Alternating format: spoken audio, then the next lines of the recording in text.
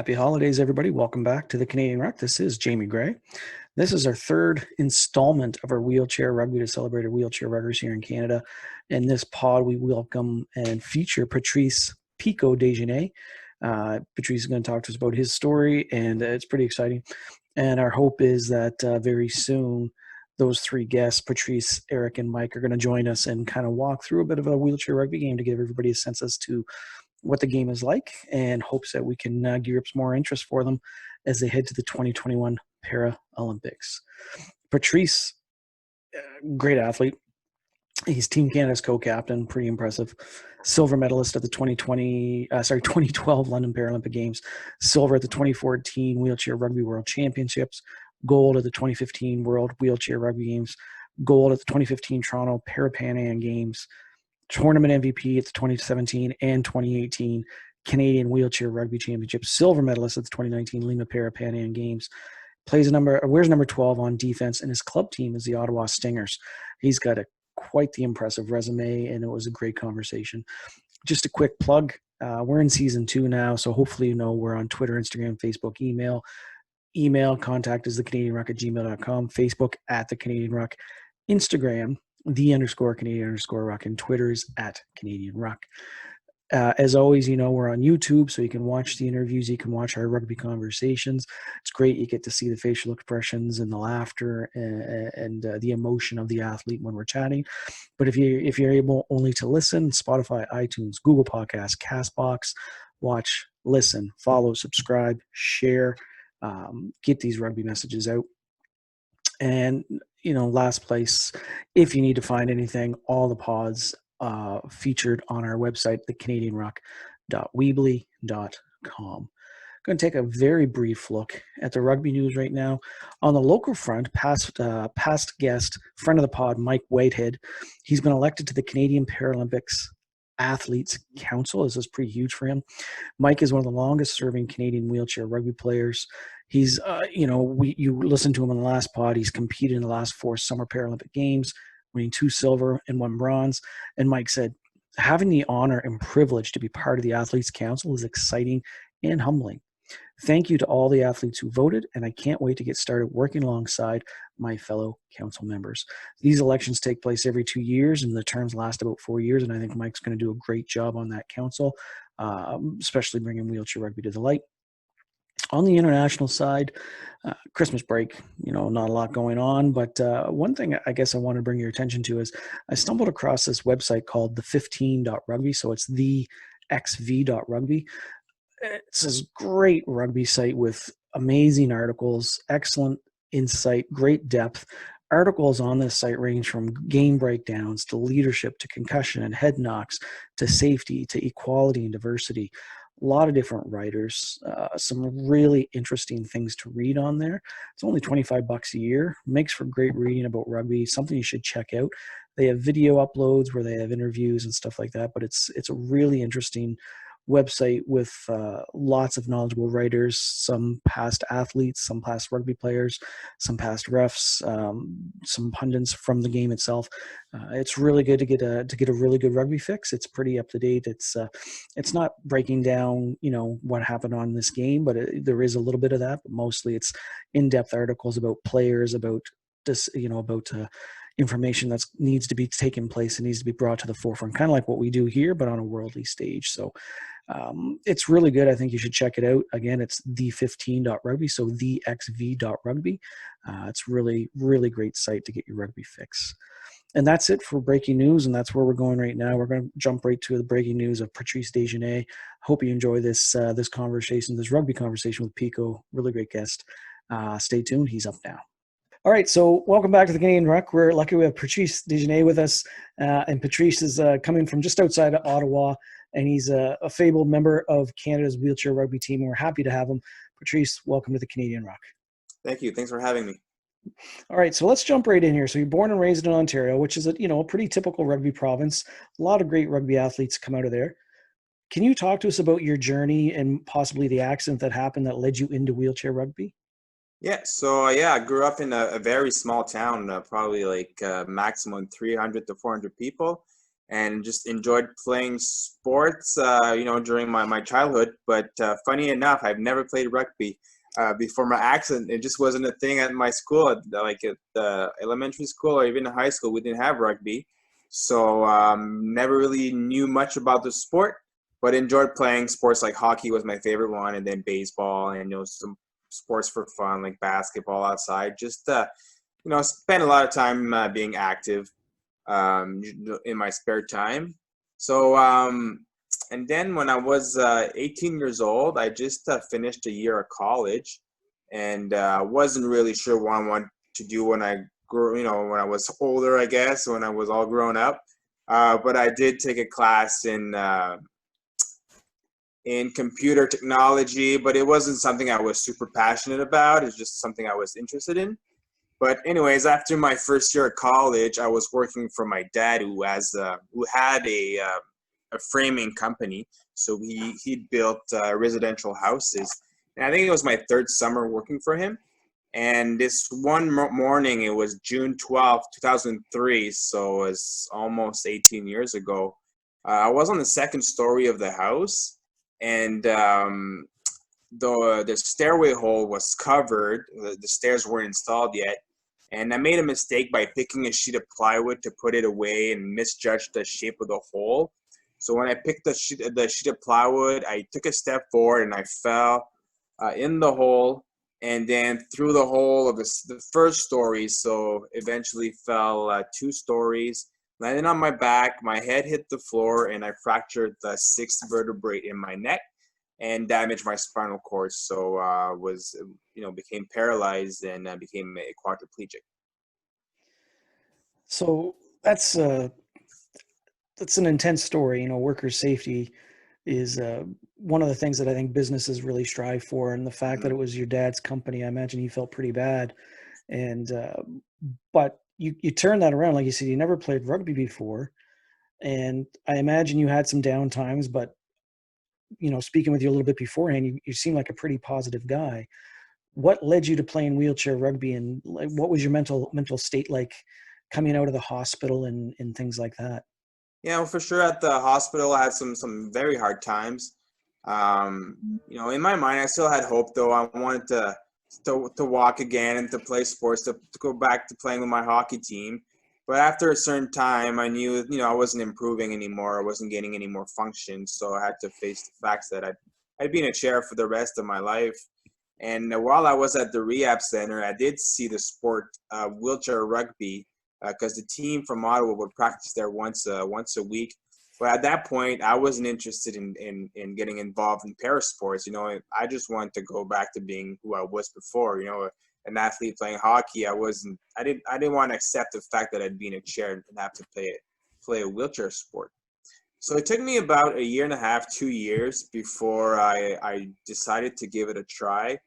There was a couple guys that lived in my area that had contacted me about maybe coming to a practice and trying the sport, and eventually I said yes, and had a great time meeting those guys.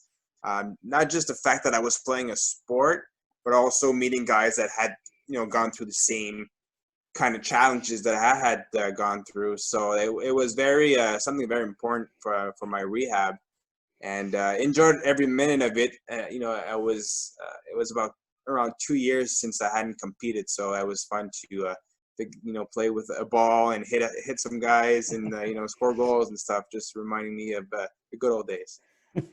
The connections you made in athletics, for sure. And rugby, there's something different about rugby than a lot of sports, where the camaraderie and that connection between teammates, it's on a different level. But I love the fact you're talking about in your younger days, you're an avid athlete, hockey, basketball, like all these different sports.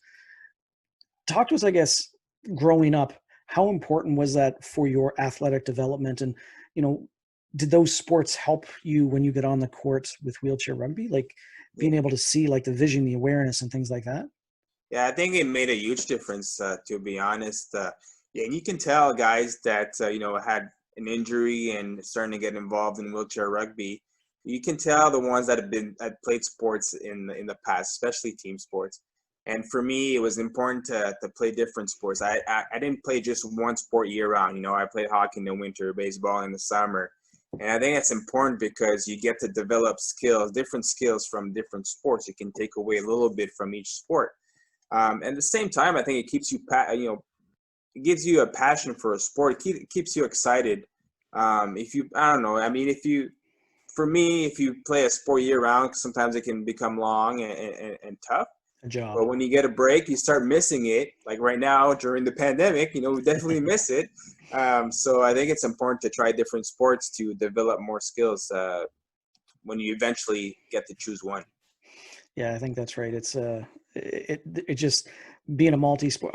I say it's just being an athlete, where other people say being a multi-sport athlete.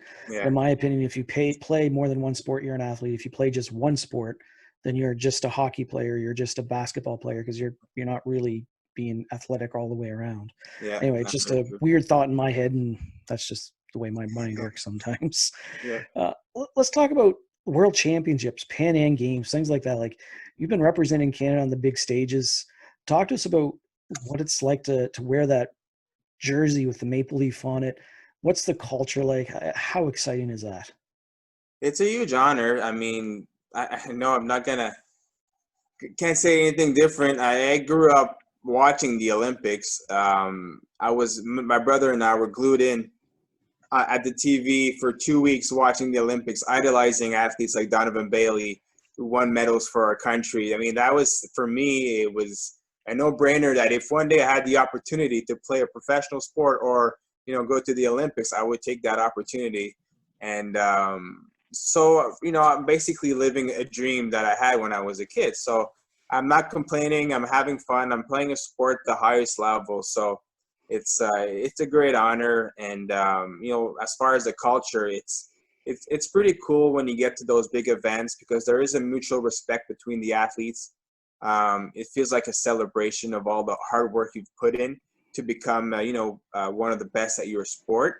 And you know, especially in some of the multi-sports events like the PanAms and the Paralympics, you also get the support from fellow Canadians that, you know, are in different sports. And it's just a cool atmosphere, and it's something very exciting to be a part of. Yeah, I imagine and you've got Olympics, you know, less than a year away, right? The Paralympics are coming up is it October next year? It should start in August. August? Yeah, 2021. So as long as COVID's under wraps and everything. Exactly. So what are you doing prep work for that? I mean, it's not like you've been able to train with teammates or have you? Like, what's been going on there? Well, we qualified for the Tokyo Paralympics in March, and I'd say less than a week after, everything got shut down. So yeah, we didn't have that much time to celebrate or win, and we knew it could be long before we get together again. But after a few months of training at home and eventually being able to return to a gym, we had a couple small training camps in August and September.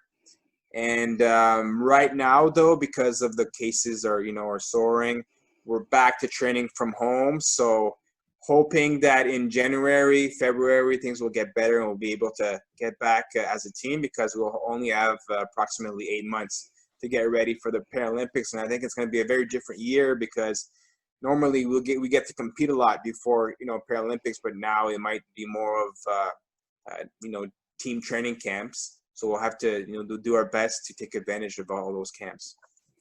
I imagine the other nations will be in the same boat probably too, though, right? Yeah, depending on the nation, right? Some places where they have a strong team, like Australia, things are going pretty well there. So, yeah. I mean, but as far as competition goes, yes, you're right. There's not going to be that many, I think, from now to the actual games. Let's talk a little bit about your club there. You play for the Ottawa Stingers. Yeah. I've had a couple other guys on, and they love the club atmosphere, but sometimes their competitive side gets the better of them, and they forget that that I'm on the national team, but maybe these three people aren't, and that club atmosphere that a lot of guys and girls gravitate towards is the social aspect. What's it like playing for the Stingers? And obviously it's not quite the international level, but how is it to compare, I guess, camaraderie wise and skill level wise, and even things like playing against your national teammates? Yeah, I mean, we all have to start somewhere, right? So we all start at the club level, and at first, yes, it's about socializing, I think, and meeting guys that are like yourself, that are athletic, and had probably had some challenges in the past, but are looking to get back into sport. So that's an important part of it, and it's fun because I'm usually the one for my club team that organizes practices. So you have to plan a practice that will be beneficial for athletes that are just playing for fun. That some maybe are on the provincial level and some that are on the national level. So Sounds it could be challenging. tough at times, but we have a great group in Ottawa. We have a lot of players that are very fun to be with, and when we get to travel together, it's a lot different than with the national team. I mean, it's more for fun. It's stress free, I would say, and we enjoy just having a drink after our games in the hotel room and just socializing, right? So the atmosphere is different, and we have a good time together. So I think that's very important, because when you get to the international level, there's a bit more seriousness involved, and there can be a bit more stress or pressure. So it's nice to have both. That's good. I like that. That's a really good answer. Well thought out answer. So I like this too. When I was doing a little research, you do motivational speaking engagements. You go into schools, hospitals, and things like that. Why? Like, what's your talk? Is it about your injury? Is it about playing wheelchair rugby? What's the significance? What's the importance there for you?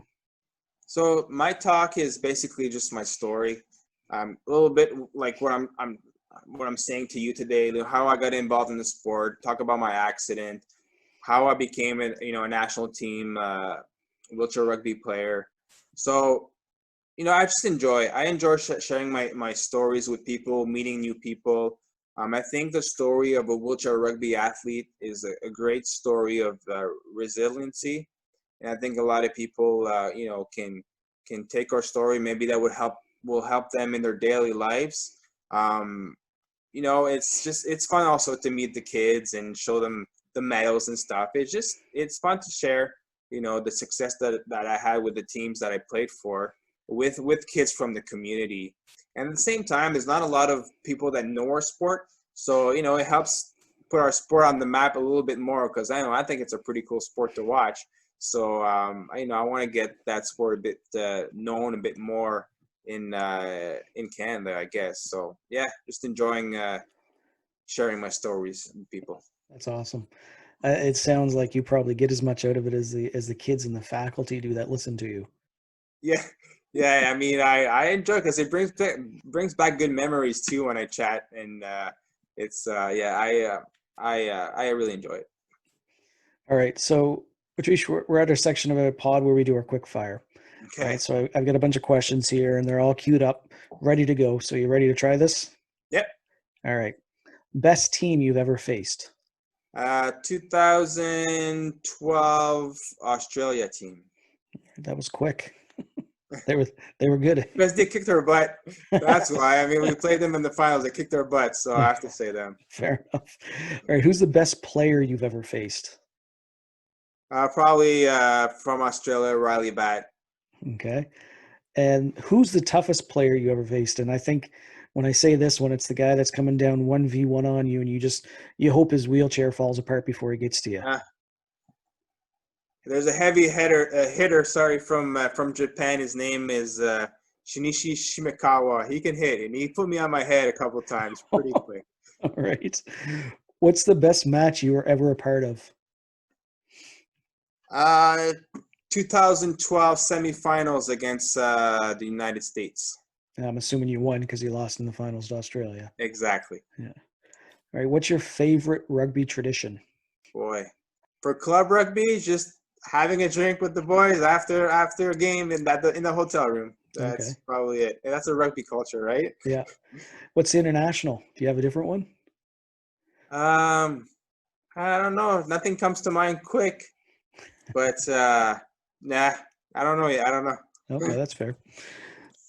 Who's the best team you ever played with? 2015 team that we won two big tournaments back to back, and for the first time, um, since I've been on the team, we were ranked first in the world. So that was a pretty good year. Awesome. What's your nickname? Pico. Okay, what's the origin of that? I hear it's a little old. You've had it for a Yes, while. it's very old. I started when I was 8 years old, and it's my uncle that started to call me Pico for not really any reason, but it just stuck. Then my family started calling me Pico, friends in school, teachers, and then when I started playing rugby, there's another Patrice on the team. So I mean, everybody calls me Pico, and that's just how it is. Even players from other teams, other country know me as Pico. So, and I'm fine. They probably don't even know your real name. They probably don't know. Right, who's the player that you love to smash? Player that I love to smash. Probably an American, but I don't have one in particular. It's the entire team. Yeah. That's fair. All right. Any rugby superstitions? I don't, but I don't like changes. Like my chair, when I get ready the same way, basically every game, like put the same order as the straps I put on and stuff. And I don't like to make changes to my equipment. So I'm very particular when it comes to my equipment. That's fair. I think most athletes are. That's a pretty good one. Who is your childhood hero? I'll say Donovan Bailey. I think is when he won the 100 meters and then the 4x100 meters. That was pretty very memorable. I think it motivated me to be a better athlete. Yeah, just watching the pure emotion on his face going across. Oh that yeah, yeah, always yeah. I like when they show it on TV all over again. It's pretty cool. What's the most used app on your phone? Right now it's fantasy football. Fantasy football league, but I like TSN. I like to stay updated with sports news. How's your fantasy football team doing? Not too bad. I mean, I don't feel very confident, but I'm doing all right. What's your go-to food? Go-to food. I like pasta, so I like lasagna, spaghetti. All the heavy hitters there. Yeah. All right. Chips or cookies? Cookies. What kind? Chocolate chip. Homemade or store-bought? Homemade would be even better, but I'll pick both. French fries or onion rings? French fries. French fries or poutine? If I really want to treat myself, poutine. Yeah, that's good. What's your favorite beer? Favorite beer? I'm not too picky when it comes to beer. I'll drink any, to be honest. It's a good rugby answer for sure. Yeah. What's a guilty pleasure? Oh, chocolate. Okay. Yeah, I need to have my chocolate. That doesn't have to be a lot, but I like to have my chocolate for dessert. That's good. Where's the best place for a post-match beer? Oof. If hotel room's fine with the buddies, or a pub, or somewhere we can also have maybe grab a snack after the game. Nice. What series are you binge watching right now? Kingdom on Netflix. Okay, is that a good one? Is that the is it karate or kickboxing? Yeah, it's like mixed martial arts, so like UFC. Yeah. But no, it's pretty intense. I'm enjoying it. Good. What's your favorite movie? Oh, favorite movie. Well, the movie I think I've seen the most times is Rocky IV. Oh yeah, that's a good one. As a kid. So the montage of him training and the music, I mean, that just pumps me up. Love that one. That's a good one. Yeah. All right. 3 questions left on the quick fire segment. Okay. Who would play you in the Netflix movie of your life? Well, some guys on the team say it looks like Jimmy Fallon a little bit. Oh, yeah. So maybe Jimmy Fallon could do a good job. All right. He can be funny, he can be serious, so I trust Jimmy. All right. That's a good one. Who would play the leading lady? Oh boy. Man, you got some good questions. There's so many like possibilities. Um, um, I like Jessica Alba. Okay. She's Yeah. been said a few times. That's a good one. Okay. All I right. mean, she hasn't been in a lot of movies lately, but still. It's okay. Yeah. All right. Last one. What would the movie be called? Oh boy. It's a tough one. The Life of Pico. Life of Pico. I like that. That's It's pretty good. simple. I don't Yeah. know. All right. Thanks for those. That was good. We only got a few questions left, All Patrice. right. Pico, and we'll get through these here. All right. Next one. Who had the biggest impact on you as a player?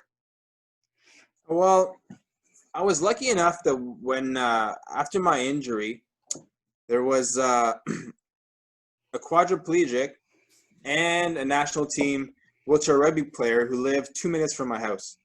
So that's not very common. I mean, there's not that many wheelchair rugby players in Canada, but there was one. Martin LaRocque is his name. So when I started, playing the sport, he helped me, I guess, realize what it took to be, a high performance athlete, and I learned a lot about the sport from him, and knowing someone made it easy for me to integrate the wheelchair rugby community, because I was a bit of a shy person at first, so it's nice to have somebody else that when you meet a bunch of new people. So Martin did a good job of helping me at first, and then when I was on the national team, there was a few guys that helped me out along the way, some that are former players, some that are still on the team. There's one that in particular, his name is Ian Chan. He was a former player, and he kind of took me under his wing, and we watched a lot of video together. He had a really strong rugby mind, so learned a lot from him. So I was lucky enough to have some great teammates that helped me along the way. That's awesome. Yeah, it's nice when you have those guys that can, pick you up and carry you along the way, and especially when they live like just down the street. Yeah, It makes it that much easier. yeah. Now that you said Jimmy Fallon, I can't get Jimmy Fallon in my head. I'm trying not to call you Jimmy. I really like this question. I want a good, honest answer here. What are your thoughts on what makes a great team player? For me, a great team player is someone that is unselfish. Um, the success of the team has to come first, and ahead of the personal accomplishments of that player. For us on the national team, we're a decentralized sport. We get together once in a while for training camps, but when we're not together, we're at home doing our own thing. And for me, it's somebody that puts the necessary work in while no one is watching, is somebody that I respect, then I will have on my team, any day. So for me, it's important to put the work in, and be accountable, for your teammates. Yeah, a lot of trust there for sure. That's good. Mm-hmm.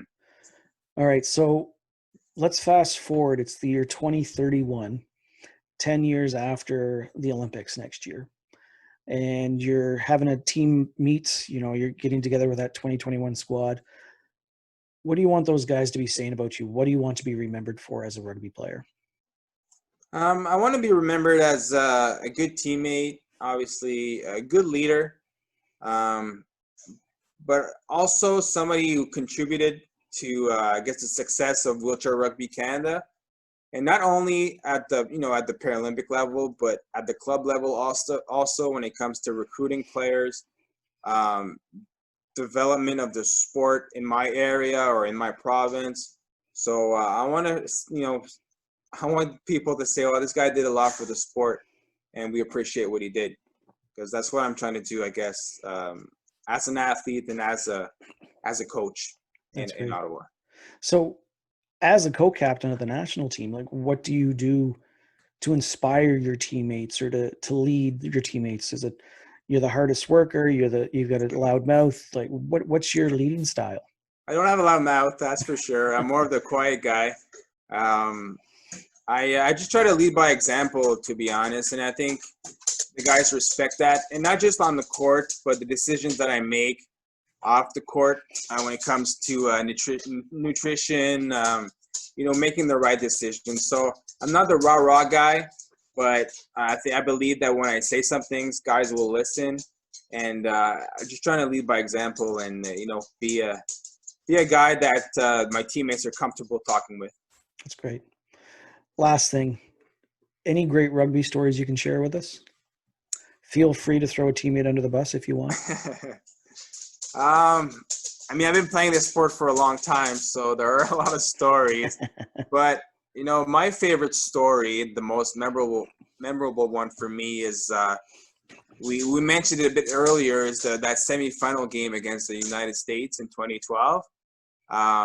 It was my first Paralympics, so the whole experience was awesome.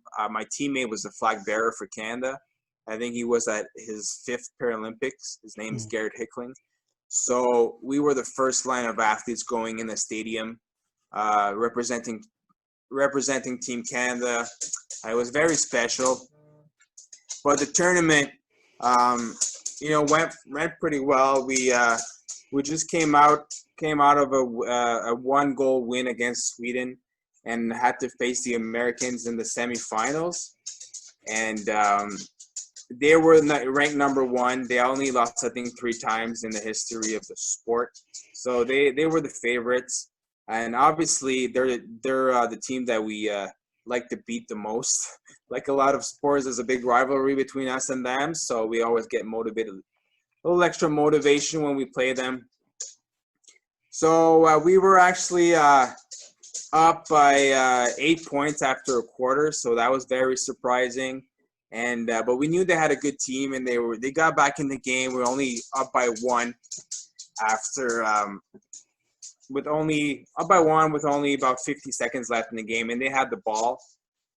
So at that point, I'm on the sideline. It's like, oh man, we didn't just blow an 8-point lead. This is gonna be the hardest thing to ever deal with. But out of nowhere, my teammate Mike Whitehead, that I think you've spoken with Mike, stole the ball from the American, and we scored with 0.5 seconds left to win the game by 1 in front of, I would say, 12,000 people. The emotion was so high. I had tears in my eyes.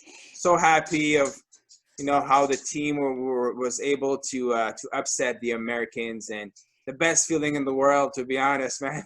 So that's my favorite story. I knew I was going to come home with a medal, and very proud of what the team accomplished that day. That's awesome. Well, listen, Patrice, I really appreciate you taking the time out of your schedule to chat with us. I'm sure a lot of the listeners really enjoy hearing your story. And I just want to wish you the best of luck moving forward with the Stingers, with COVID, staying safe, and prepping for the 2021 Paralympics. That's going to be an awesome show. Yeah, man, I really appreciate, and it was fun talking to you today. All right. Cheers, bud. All right. See ya. Thanks very much, Patrice. This was a lot of fun. I really appreciate you taking the time to chat with us. Great rugby conversation. Best of luck as well preparing for those Paralympics in 2021. I know you and your mates are going to do Canada proud and do yourselves proud with a strong showing. Got a few great guests coming up next. As I mentioned at the top of the pod, we're hoping to do a wheelchair pod where Patrice, Eric, and Mike join us and kind of break down a fraction of a wheelchair rugby game. We'll show it on YouTube. They can kind of talk about the ins and outs, the nuances of the game. That's going to be pretty exciting. We're trying to get that set up for very soon. After that, we're going to have Cindy Nellis. Cindy is a Canadian living over New Zealand, playing over there and working as an engineer. And then we have Kyle Bailey. Kyle and I finally were able to connect and had a good conversation just before Christmas. So his pod's coming up. Derek Daypuck, he's a new one that's just been added. He was recommended by by Ray Barkwell and a few other people. So Derek and I will be chatting soon, as well as Maria Gallo and I. Maria and I will be chatting within the next week or so to get her pod on the go as well. And obviously, as I always say, we always have a host of others. But make sure that if you have anybody you want to hear from and you want to hear their story, make sure you let me know. Thank you, listeners. It's 2020 has been I don't even know what to call it anymore at this point, but it's almost over. That's not to say 2021 is going to magically make everything disappear, but I think we are heading to better times. Let's keep our heads up. Rugby's going to get back on the go. The world's going to, the world engine's going to get moving again. So let's keep let's keep our heads up, let's keep our chins up, and keep focused on moving forward. And as we do that, let's keep spreading these great rugby words of all these athletes that have been gracious enough to join the Canadian Ruck, and those that are going to be joining us soon. As always, got to thank my music man, my son Rylan. I've talked about this before, grade 7. He's designed the intro and outro music with some software on his laptop, so pretty happy and pretty proud of that. Until next time, though, I want you to have happy holidays. New Year's is coming up. Enjoy the new year, ring it in safely. Until next time, stay safe, stay healthy, stay sane, and most importantly, keep on rucking.